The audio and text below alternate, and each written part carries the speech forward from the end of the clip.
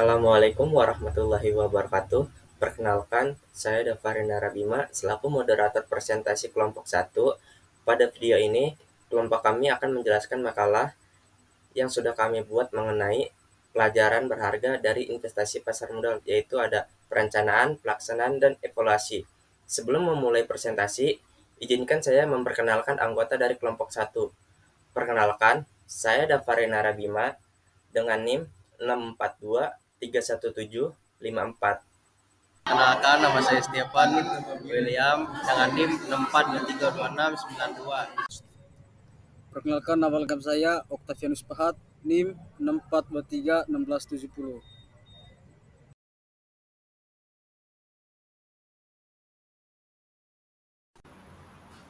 Berikut hasil perhitungan simulasi pembelian reksadana saham Schroeder dana prestasi plus, yaitu ada input 1, jenis reksadana saham stok, 2, manajer investasi Schroeder Investment Management, 3, reksadana Schroeder dana prestasi plus, 4, tentukan periode investasi tanggal 1 bulan 1 2021 sampai tanggal 1 bulan 1 2024. 5, nilai investasi awal yaitu sebesar 500.000. 6, tambahan nilai investasi setiap bulan sebesar 300.000. 7, tambahan investasi setiap tahun yaitu not specified. Selanjutnya yaitu ada output. 1, periode simulasi NAP tersedia 1 Januari 2021 sampai 1 Januari 2024. 2, total investasi ditambah return 3 tahun yaitu sebesar 12.238.425.3.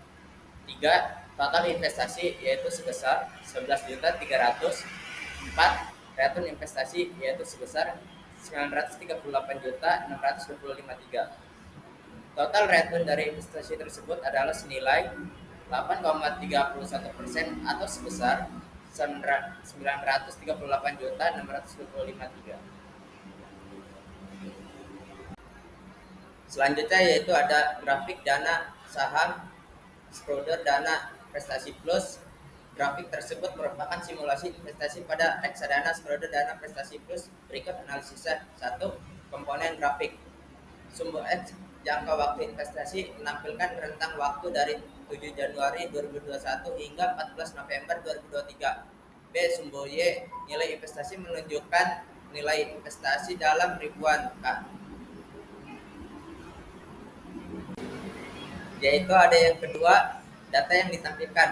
A, dana investasi garis hijau merupakan jumlah dana yang diinvestasikan secara berkala. B, hasil investasi garis abu-abu merupakan akumulasi nilai investasi termasuk keuntungan yang diperoleh.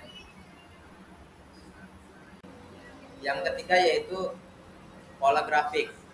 Konsistensi investasi, dana investasi menunjukkan peningkatan yang stabil, mencerminkan kontribusi investasi berkala. B, hasil investasi, garis hasil investasi berada di atas garis dana investasi, menunjukkan bahwa investasi menghasilkan keuntungan.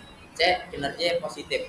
Selama periode tersebut, hasil investasi meningkat seiring waktu meskipun terdapat fluktuasi kecil. Dan yang terakhir yaitu dari grafik tersebut dapat disimpulkan A, reksadana ini memberikan hasil yang positif selama periode waktu yang ditinjau. B, strategi investasi berkala yang konsisten tampaknya efektif dengan hasil investasi secara keseluruhan lebih besar daripada dana yang diinvestasikan.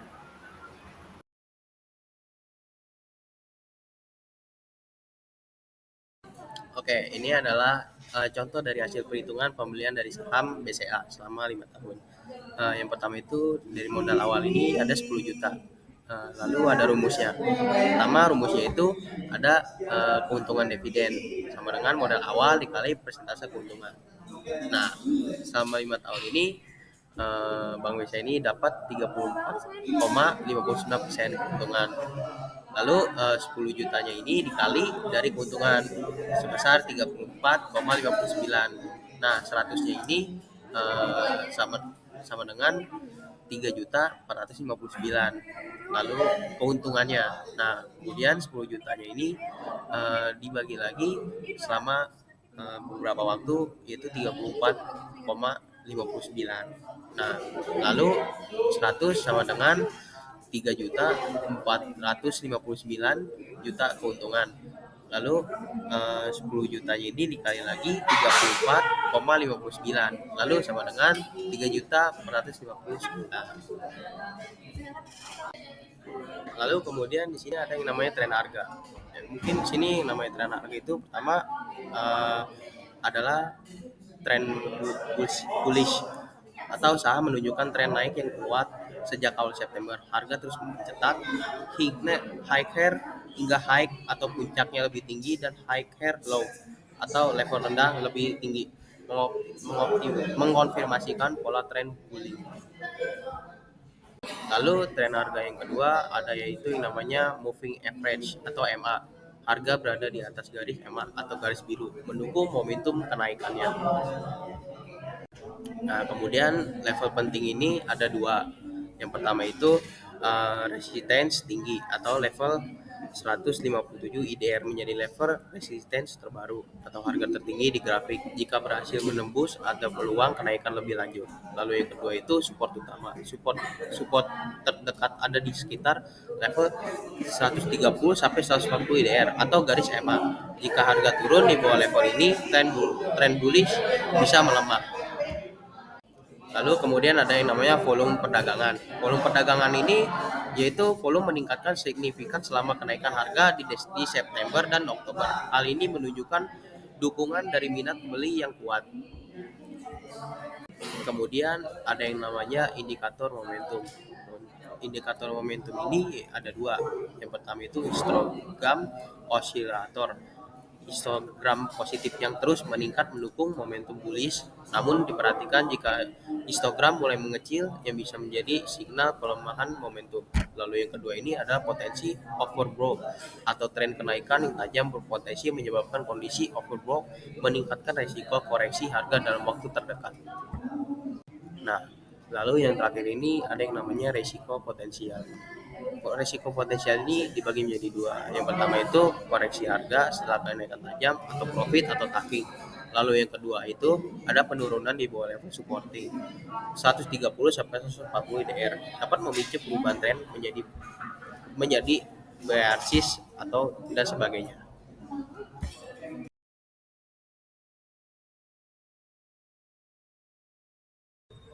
Pengertian obligasi.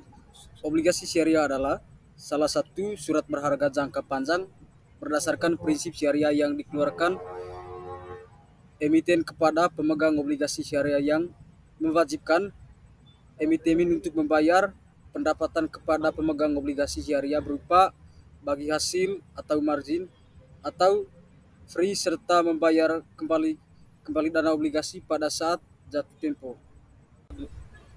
Grafik investasi obligasi syariah. Penjelasan investasi awal Rp 5 juta pada tahun 2020 sampai 2023. Imbal hasil 5% setiap tahunnya. Perkembangan nilai tahun 2020 Rp 5 juta. Tahun 2021 Rp 5 juta 250. Tahun 2022 Rp 5 juta 512.500. Tahun 2023 Rp 5 juta 788.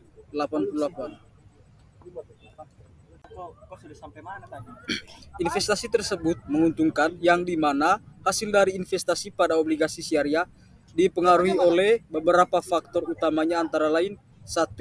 Tingkat imbal hasil. Imbal hasil yang ditawarkan oleh obligasi syariah menjadi faktor utama.